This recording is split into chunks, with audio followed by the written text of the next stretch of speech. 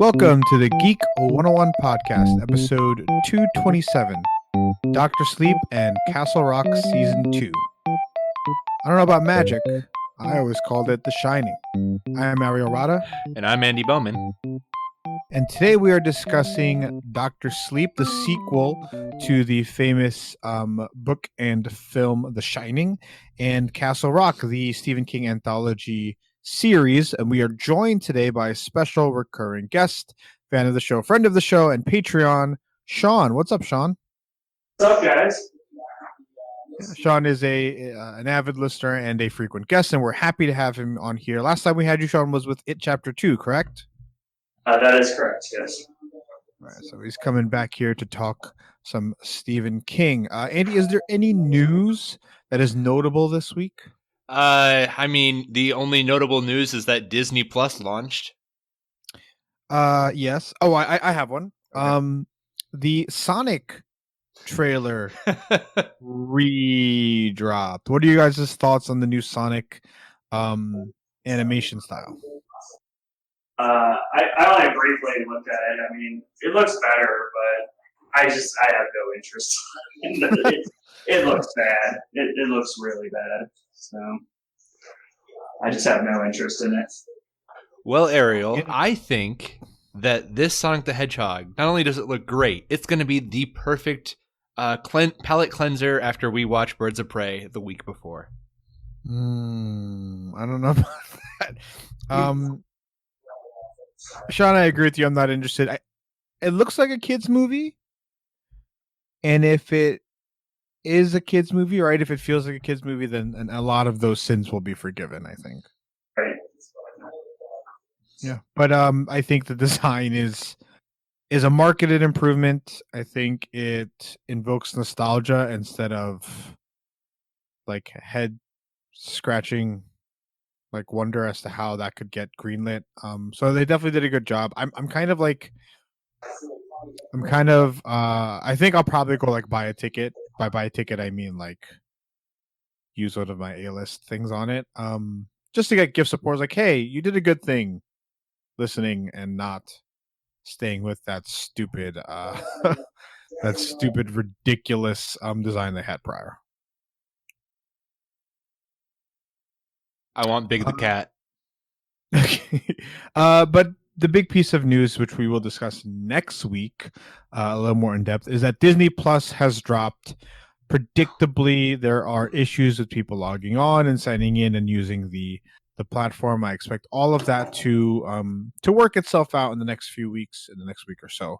But we will discuss more on Disney Plus in our next episode. So let's dig right into it, guys. I know we said Dr. Sleep and Castle Rock, but let's start with Castle Rock really quick. But let's get into season 1. Sean, did you watch season 1 of Castle Rock? I did, and I liked it up until the end. I wasn't crazy about the end. Like, it just kind of felt like they just kind of ran out of ideas. So, but that doesn't sound like a Stephen King property at all. Yeah, so it's kind of fitting, I guess. But I would say overall I enjoyed it. It's we'll get into this season, but it's much more of a slow burn than this season. And I actually only watched the first episode of season 2. But it seems like they go for the crazy pretty much right from the get-go. Like, it's just like right from the start. It's it hits the ground running. Interesting. I watched all of season 1. I really enjoyed it in stretches. I think there is one episode in particular, you'd probably know which one I'm talking about, Sean. That is like one of the best episodes of TV I've maybe ever seen. Mm-hmm. I think the Red Queen it's called, right? Yeah. Yeah, with that was really good. Yeah, with Sissy Spacek. I liked the ending, but I can definitely understand why people would not. Right? It's a very Stephen King ending. It's not so much concept as an execution, I think. Sure. Yeah. Andy, you have not seen season 1, right? I burned through all 5 episodes of season 2 that are out and wanted more, so I started season 1. Ah, very nice. What episode are you on in season 1? I just finished the 3rd episode. Okay, it's not really a spoiler to talk about how the ending is because it's so Stephen King. Just the fact that the ending is of this the way it is, right? So interesting there. But let's talk a little bit about Castle Rock season 2 in a should you watch matter. I have not seen any episodes of it. Dear listener, I've had actually quite the busy week with lots of things going on in my personal life, mostly positive. So on that end, if you follow me on social media, you'll know what that's all about. Sean, you watched 1 episode. What are your thoughts on that so far? I liked it. Like I said, it does feel a lot different. Like I said, it's not a slow burn. Do you think that is an accurate way to describe season 1, a slow burn? Oh, I think so for sure. Okay, I think. Sort of make sure I'm not wrong on that. Yeah, no, it is absolutely a slow burn. I think it's a slow burn in a different way than most Stephen King stories are, because Stephen King stories are like, hey, we're setting up the groundwork, we're really getting into the weeds as to what a person is like and what their life is like. And like Castle Rock season 1 is like mystery. And you don't get too much of what the people are like around there. Yeah, it's a lot of world building. I think maybe not in the usual sense. They go to. I kind of talked to Andy about this. They go to like really great lengths to show you how messed up this town is.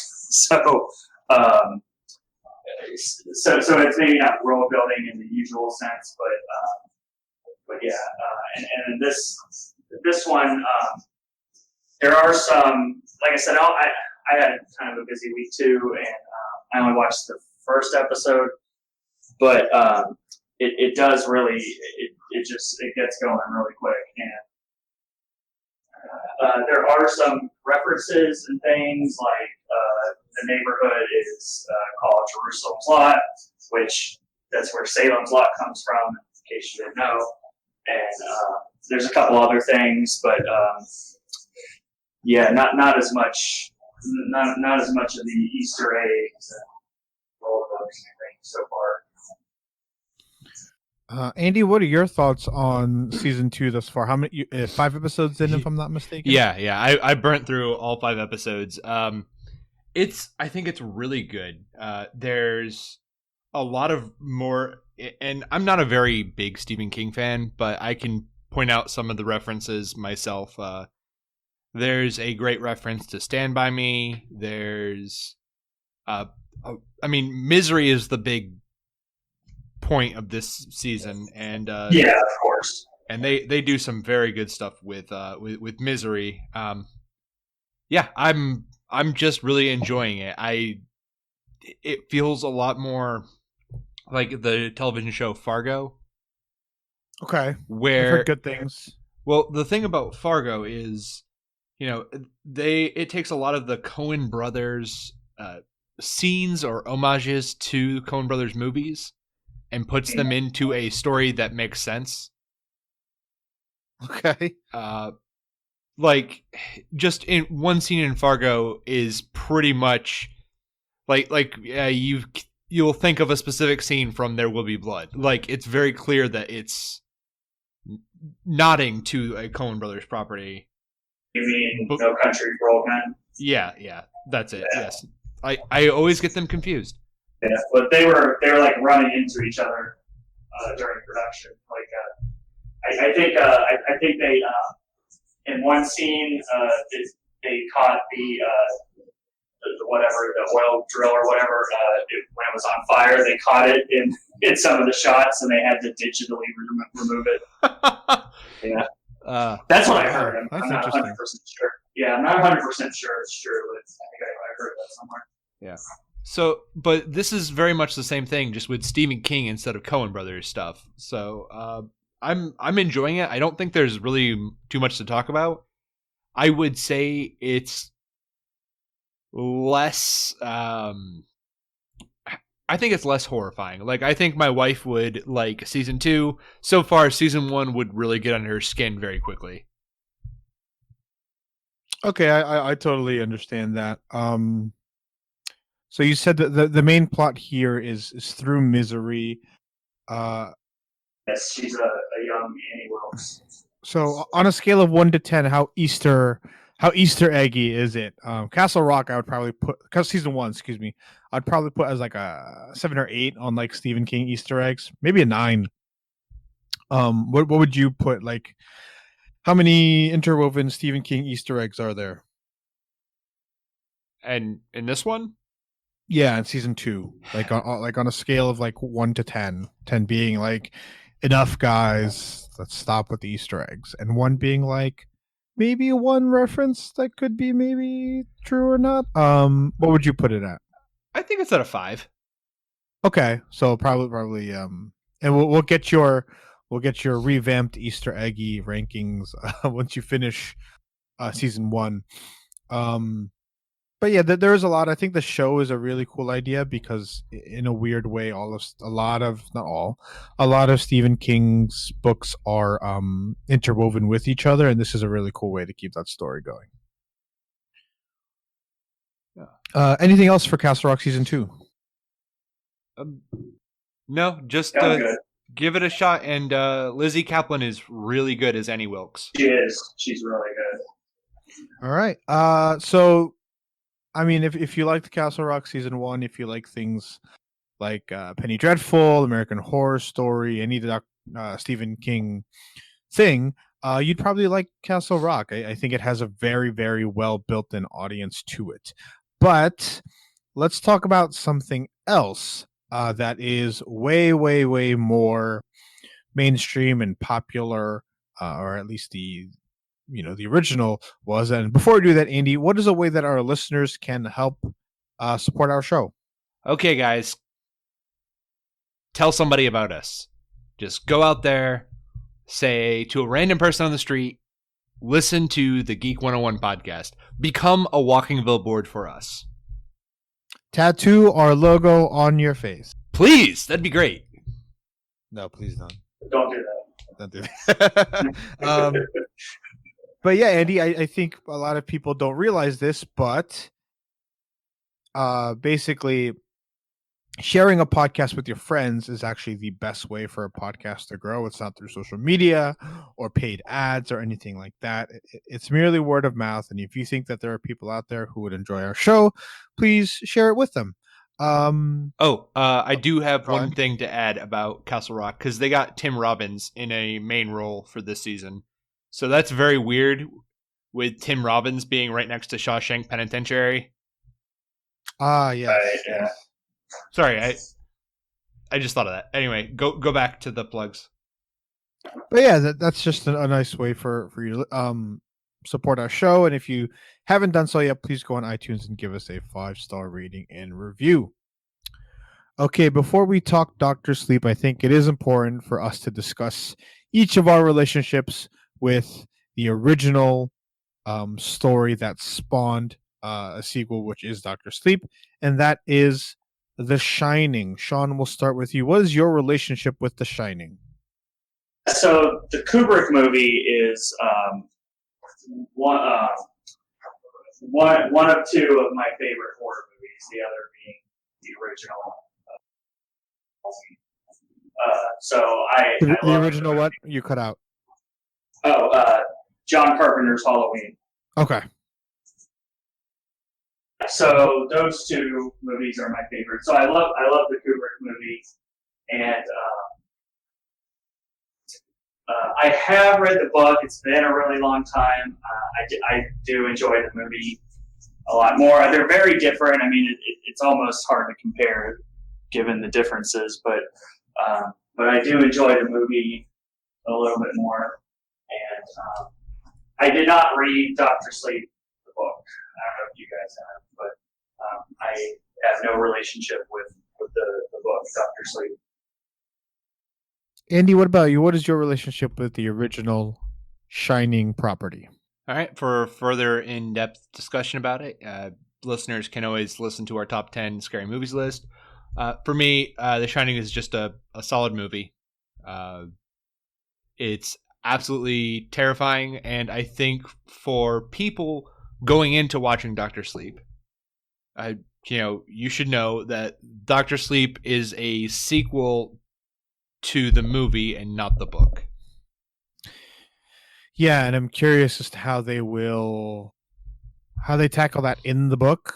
And so here's the main difference. A little bit spoilery for the Shining book / movie. In the movie, if I'm not mistaken, the Overlook Hotel is still standing and just boarded up and closed. Yes.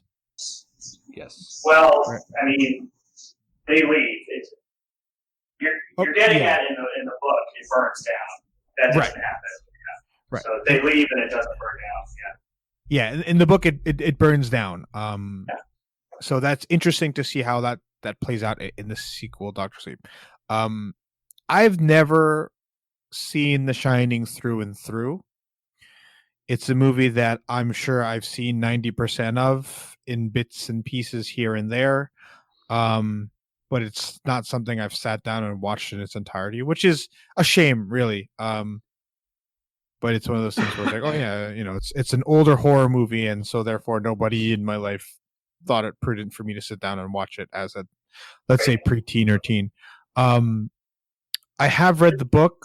I think the premise for The Shining is like the coolest part about it. From what I've seen from Kubrick films, I think he tends to be a little overrated, a little bit culty. And I think there are some like silly parts of The Shining. It's you guys know what I'm talking about. But are you talking about the bar scene? That when he goes to the bar towards the end, that scene is so overwritten. He's just like chewing up dialogue. He's like, what is it? He says, "You're the best damn bartender from Timbuktu to Portland, Oregon." Yeah, and it's that's a product of like not knowing what to take from book to film, which Doctor Sleep suffers with at times as well. But for the original Shining, I think the concept of like, hey, there are people out there with like telekinetic and telepathic like abilities, and that's really cool, right? And that's not like a big surprise or something new, but Stephen King's thing is, what if someone with those abilities ends up staying at a place with a terrible history? And like that's really fascinating to me, where he takes two concepts and he puts them together, and then it makes and then it evolves in such a really cool way naturally, conceptually anyway. The concept evolves naturally in Doctor Sleep. But yeah, I guess let's get into it. What are your thoughts? Start with Andy this time. Andy, what are your thoughts on Doctor Sleep? I thought this was a good movie. This was definitely better than It Chapter 2, as far as 2.5 hour long horror movies based on Stephen King works from the year 2019. Well, I didn't walk out of Doctor Sleep, so that's a bonus. I I really liked it. I do think, while you by no means need to have watched The Shining, I do think that this movie is improved by watching Kubrick's film. Okay, yeah. And we'll when we get into spoilers, I'll really talk about my thoughts on that. Overall, this is just a good, solid movie. I think that there's a lot of really interesting camera work. I don't think that there's anything insane as far as character development. I feel that character development's not this movie's strong point. And I just thought it was a fun little horror movie with not much emphasis on the horror. Yeah, the horror bits were quite lacking at times. Sean, what are your thoughts on Doctor Sleep? Your non-spoiler thoughts. Oh, guys, we did it. This movie is not terrible. It's It's been a bunch of terrible movies for Sean as he's come on the show. It's also been a bunch of terrible movies that we've reviewed on the pod for the last couple of weeks. So that's good. Yeah, I'm kind of with Andy. It's it's really enjoyable. I liked it. I was really, I should say, I had like zero expectations going in. Like I expected nothing from this movie, and I wasn't even really planning on seeing it, at least not in theaters, until you guys invited me on. And so I really had nothing really, in the way of expectations. But yeah, I enjoyed myself. I agree with Andy. It's not really scary, but then again, I don't really think The Shining, the Kubrick movie, is scary. Like it's creepy. It's a lot of creepy atmosphere and claustrophobia. I don't think it's really scary, but so I don't really think this movie is either. It is creepy, but yeah, it's as far as should you watch. Yes, I would say go see this movie. It's not doing well, so it might not be out for too long. So Yeah. go. Yeah, did you see Playing with Fire? Almost beat it. Wow. Yeah. So this film was directed by Mike Flanagan, who, if that name sounds familiar, he directed the Oculus film, which I've seen, which wasn't bad. He directed Ouija: Origin of Evil, which is a Ouija movie sequel, and they say is actually pretty good. He Pretty directed cool. Gerald's Game, another Stephen King property adaptation, rather, and then he directed, of course, The Haunting of Hill House. He was the showrunner for that show that was on Netflix, which is kind of one of the most like critically acclaimed horror shows that have come out in some time. And so when I saw his name flash up on the screen and it reminded me, it kind of reaffirmed the idea I had earlier that this movie is actually like really terribly paced.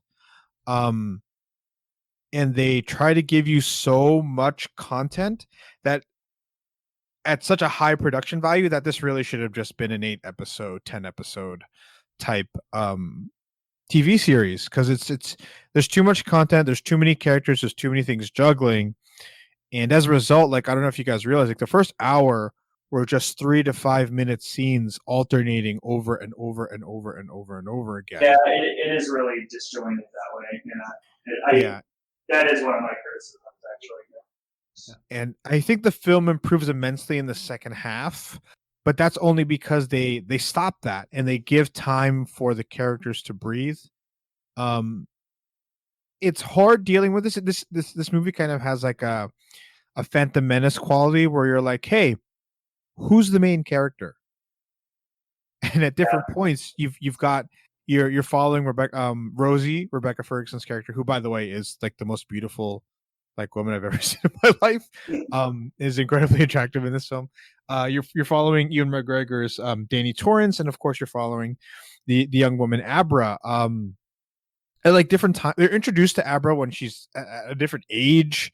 It's just really, it's really like this disjointing and disorienting and a little frustrating, because the obvious solution is to make this a TV show. They would have saved money and they would have made more money. It would have been more profitable as a TV show, and you can easily market it in a long-term way and market it as the sequel to The Shining. I barely saw any marketing for this film. I barely saw any trailers. It's really just a failure of execution overall for this property. It's really unfortunate. I think it's definitely not bad. I think it's pretty good. I think there's just a lot of easy fixes, and I think I need to read the book, but conceptually, I loved the ideas in this book, or in this movie, and we'll discuss a little bit of those later. From a should you watch standpoint, like you said, Andy, if you liked Kubrick's Shining, if you like Stephen King's Shining, and he famously did not like Kubrick's Shining, definitely watch it. But to me, if you have no attachment to that Shining film, I don't think this is worth a watch. Okay. I do want to say it does not feel like it's a 2.5-hour movie. I was surprised that I thought once you get past basically once you get to like the 8 years later or whatever, Yes. the time shift. After that, Yeah. the pacing is much better. Yeah. Agreed. Where it chapter 2 I felt all 2.5 hours of that. I actually thought that there was going to be another act to this movie. So yeah. Should we talk spoilers? Sure. I real quick. Nah, let's just get into spoilers. Yeah. What are your spoiler thoughts? Where should we start here? Now that we've gone into spoiler territory. I think we should start with the basic premise. Okay, so Danny Torrance is a grown man who is battling the demons of alcoholism. There is a group of shiners, I don't know, let's call them that, who have begun the practice and have been doing the practice for many centuries, centuries even, of absorbing the shine or slash steam of people with these special abilities, and they target this one girl in particular who is very, very strong at it. Did I miss anything? No, I think that hits it. Sean, do you think he got a good synopsis? Yeah, I mean, so obviously it picks up with Danny Torrance many years, decades later. He's struggling with substance abuse, and he's also trying to control his shining. And yeah, like you said, there's a group of some kind of supernatural beings that are targeting other people like them for varying reasons, and there's one very strong person that comes into their orbit, and that's where the movie starts, pretty much. What were your thoughts specifically, Andy, on the Overlook and The Shining and stuff? Okay. See, this is where I think that the movie shines, because the scares in this movie, the general tone of the film is actually, I feel like it's really trying to mimic Kubrick's film, right? When there is the jump scare, you have the startling music playing. And with this movie, when we finally do get to the Overlook Hotel, there's a thing that happened, and I was thinking about it, where it's like, oh, we're here again, but this time we're rooting for the guy with the axe. Right. The way that Ewan McGregor walks through the hallways, he's still just as intimidating and kind of terrifying as his father was. But this time it's in the original Shining film, a lot of it was about the unknown, right? We don't know what's wrong with this place. Now we do know what's wrong with this place. Danny has captured and locked away all these ghosts that were there. It is no longer about the unknown, and it's about this foreign entity coming into this place. And yeah, I just thought that part was really cool. I also thought it was cool that in the first movie, the child was the one who had no powers, was completely defenseless, and in this one, the child is the strongest one in the hotel. Yeah, that's cool. Sean, what are your thoughts? Any spoilerific thoughts on The Shining or on Doctor Sleep? Excuse me. Yeah, I do like when we finally get to the Overlook. I thought that was really well done. Just how he's walking through the halls, just like all these years later, having returned to this place that caused him all this trauma, and which I think that's kind of a metaphor for his his substance abuse. But what did you guys think about that? Like that was another thing that kind of they really kind of brush over that, don't they? With his drinking, it's just like, because as someone who struggled with substance abuse in the past, I don't know. I was hoping for a little bit more with that. I mean, it does handle it better than a lot of movies, probably most movies, to be honest. But yeah, that's just kind of, he's an alcoholic, and then he goes to AA, and everything's fine. So that was maybe a little disappointing. What did you guys think of I see. I think they just did it to one, establish that Danny is not all that different from his dad, and then that? two, to like there, and then from that differentiate that he is different, right? Where it's just like the background is the same, the character flaws are the same, but Danny's making a different choice than his dad did. Like I think that's kind of the point, but the way they're doing it, like you said, like it feels like there should be more, and It goes to what you were saying about the TV show. yeah, right. Like that's the thing. Yeah. There's a thing with this where ultimately Danny and his dad end up in the same place, right? They both die at the Overlook Hotel. Yeah. They really brushed over it, and they did not do a good job of showing that there's distance between wherever Abra lives and where Danny is staying, because he grabs the bottle of Jameson or the bottle of scotch and just is in his room again. Right. It's supposed to be far. Yeah.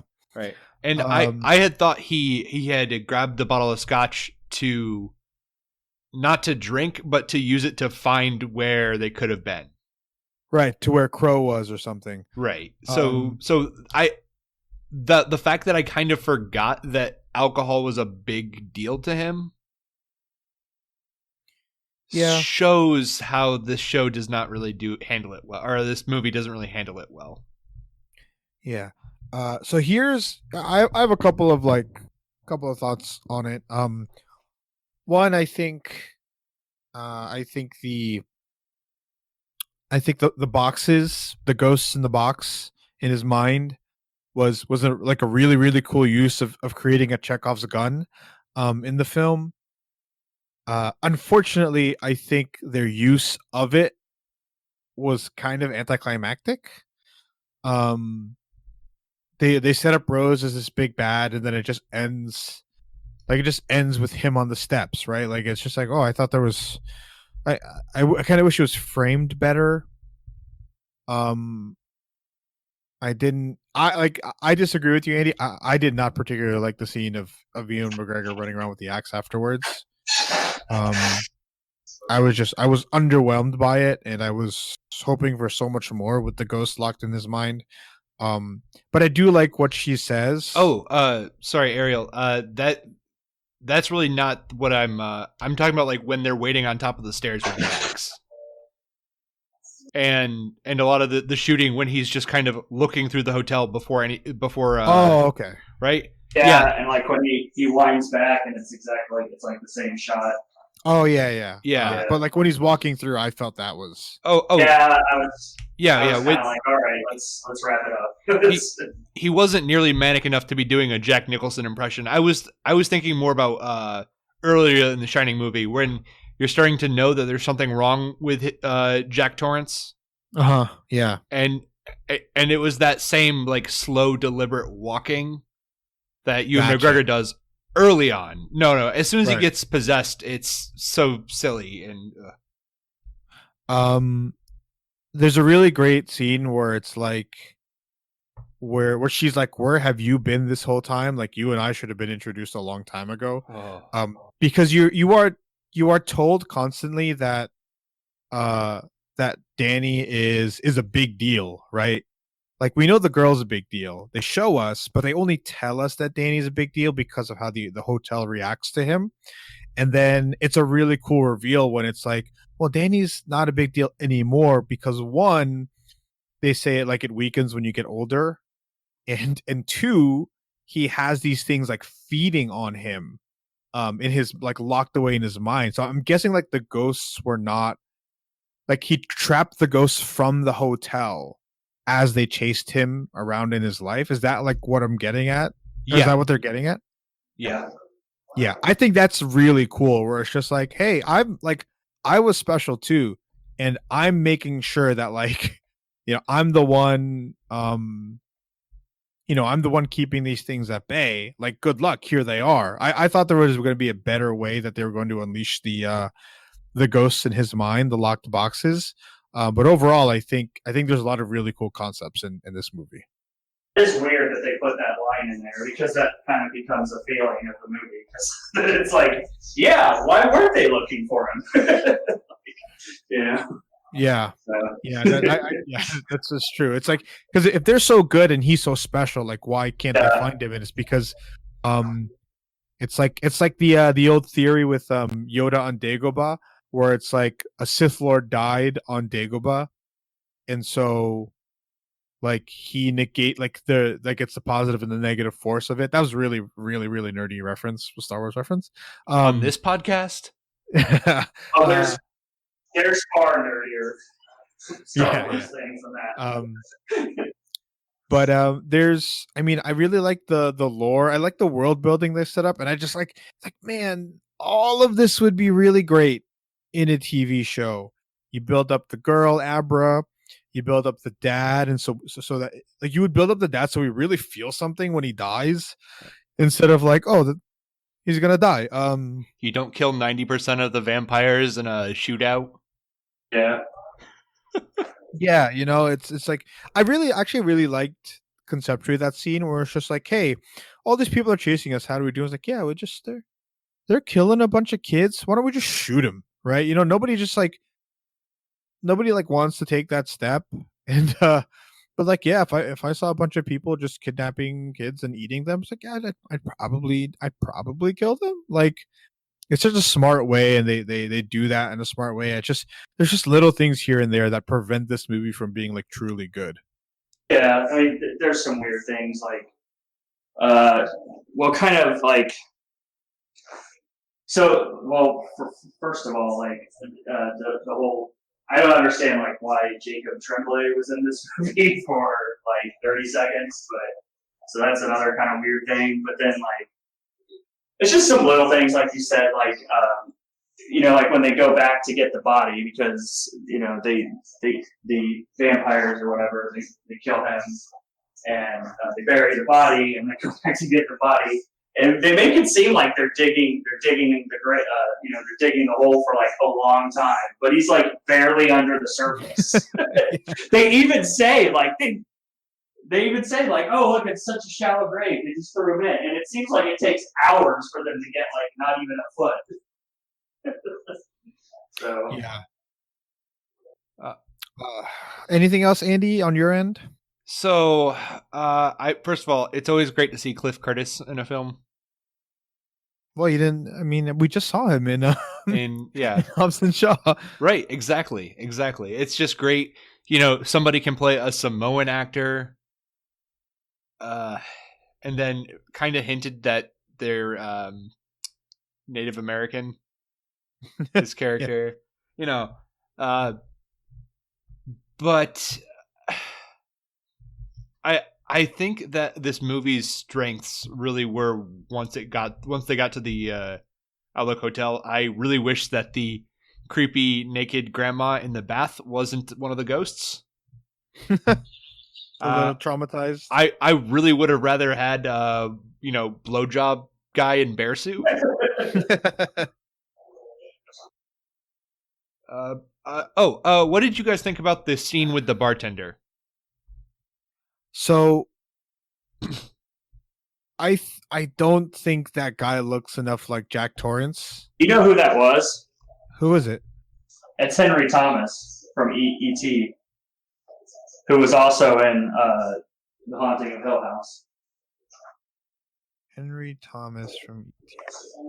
Yeah, Okay. Elliot from E.T., and he was the younger, which it's kind of weird. He's the younger dad in The Haunting of Hill House, and then Right. Timothy Hutton is the older dad, which is really weird because they're like 10 years apart in age. But Yeah. I kind of wished. I would have been fine if he was like that, and then for like one scene where it shows the guy full on, like, and the voice starts to get distorted, that we got like CGI young Jack, like just for a moment, just for a scene. It really wasn't impactful, and I think in today's day and age, like you can have effective use of like the CGI use, whatever, and I think that would have been a really good way to do it.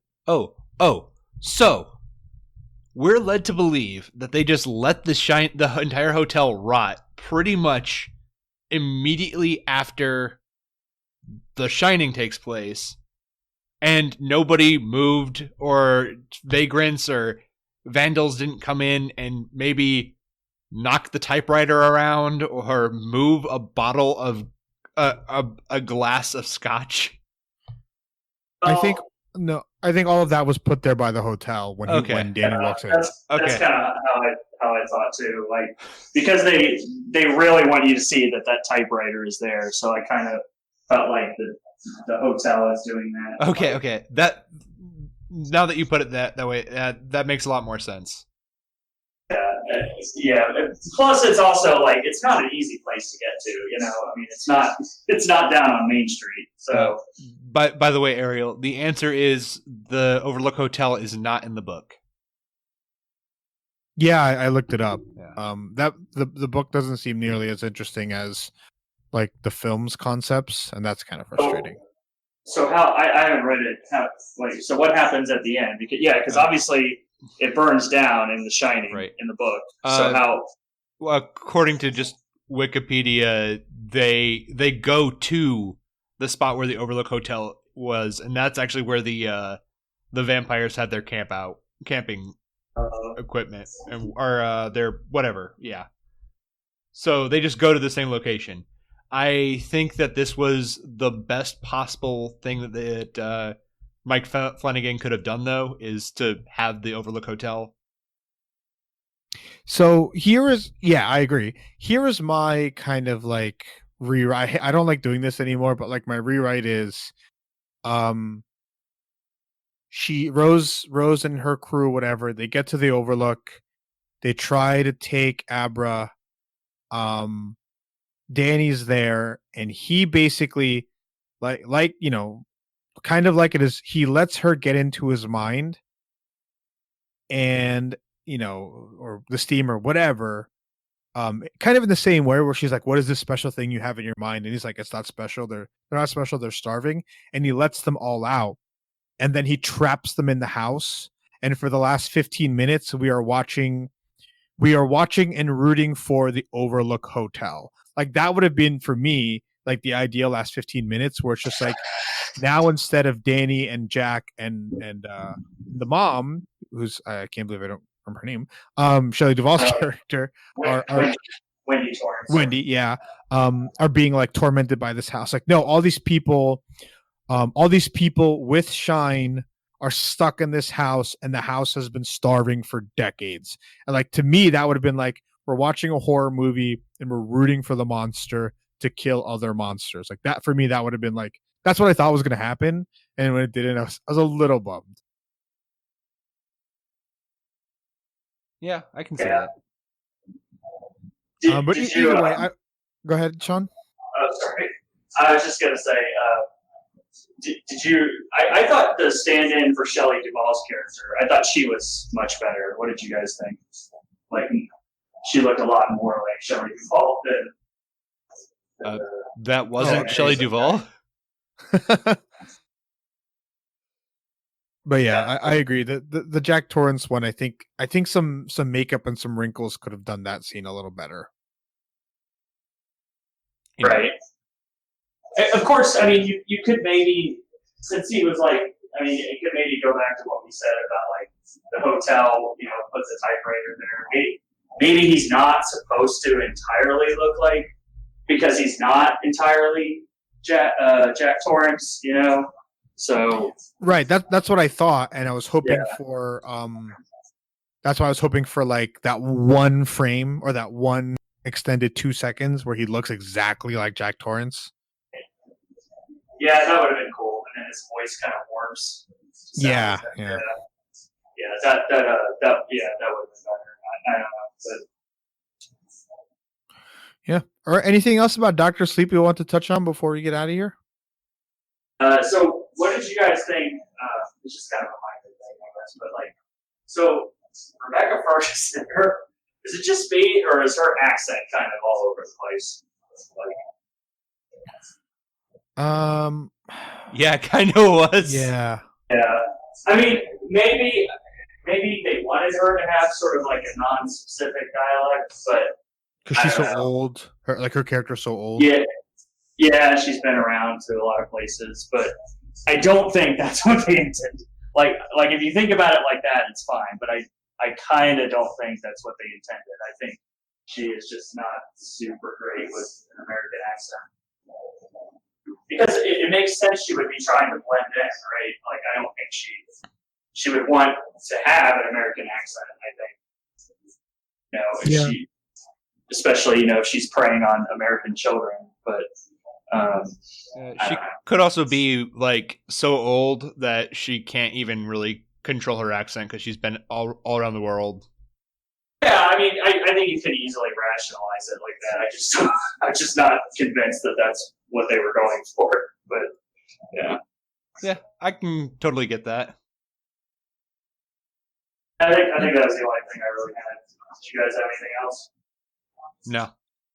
No, I'm good on my end. It was a decent movie. Kind of wish it was scarier, Yeah, but like I said, I've never really found The Shining to be scary. Like I just always found it to be like more like creepy and yeah. But I liked it. All right, that wraps up our discussion on Dr. Sleep. An interesting watch for sure. My only wish, of course, is just make it a TV show. Of all the dumb things that we turn into TV shows, this could have been one of the good ones. But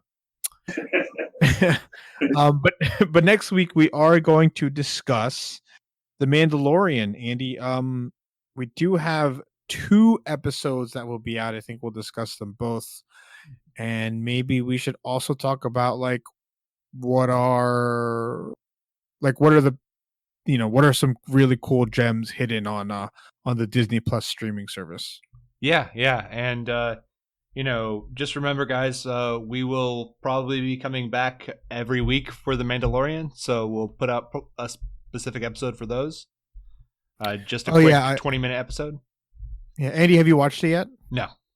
Okay, all right. So we will discuss it in full Watch next it, Ariel? week. I did watch it. Yes. 40 minutes. I'm surprised that's 40 minutes and not an hour. That really I was afraid it was some kind of bug or something. I was like, oh man, did they cut it off or something? I don't know. I was really worried about that. Yeah. All right. So that's our topic next week. We will have a decade thing. We will start reaching out to our audiences in regards to our favorite things from the decade as 2019 is coming to a close. But before we get grades for Dr. Sleep. Oh, great. Sure. Sean, what is your grade for Dr. Sleep? I think I'm gonna go A-. Okay, A-. Andy? I'm gonna go B+. B+. Okay, you guys are higher than me. I'm gonna go B. That pacing in that first hour is rough. I could go as low as C+, but I think overall it's pretty good. So not bad. It's definitely not a bad movie.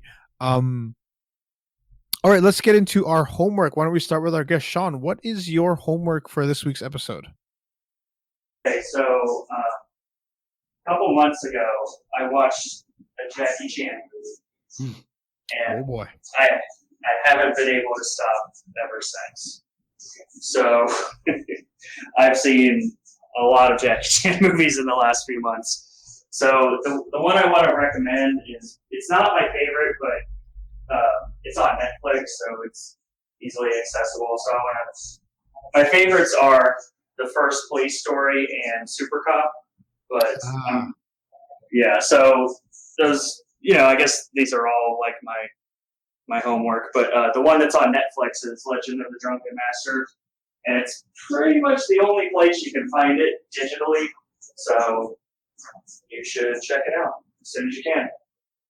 All right, classic Jackie Chan. Andy, what is your homework for tonight? Okay, my homework is a game called After Party.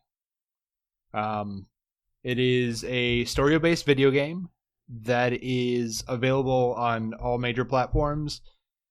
It is about two characters who die and go to hell. And they are trying to get out of hell, and they find out that there is a loophole where they can get out of hell if they out-party Satan. Okay. It is very funny. It is very cleverly written. All the characters are beautifully well realized, and it has a twist at the end that is telegraphed the entire time. But I didn't see it coming, and from what I can tell online, 90% of people did not see it coming either. It's really good. It's really poignant, and I have not been able to stop thinking about it. Where can you find it? You can find it on Steam, PlayStation 4, Xbox One. If anyone has the Xbox Game Pass, it's up there. And Nintendo Switch too. So yeah, it's really good. All right, check that out on any of those platforms. My homework is to check out the show on Disney Plus, Star Wars Rebels. I think it's a nice lead up to all of the Star Wars centric things we're going to be consuming for the next couple of months. I am still just not looking forward to Rise of Skywalker. I'm just not. There's still a chance that I'm just gonna hate it, and that's just gonna be the way it ends. But I did enjoy The Mandalorian. I think, and let me put it this way, I think there's valuable information in the Mandalorian backgrounds episodes of both Clone Wars and Rebels.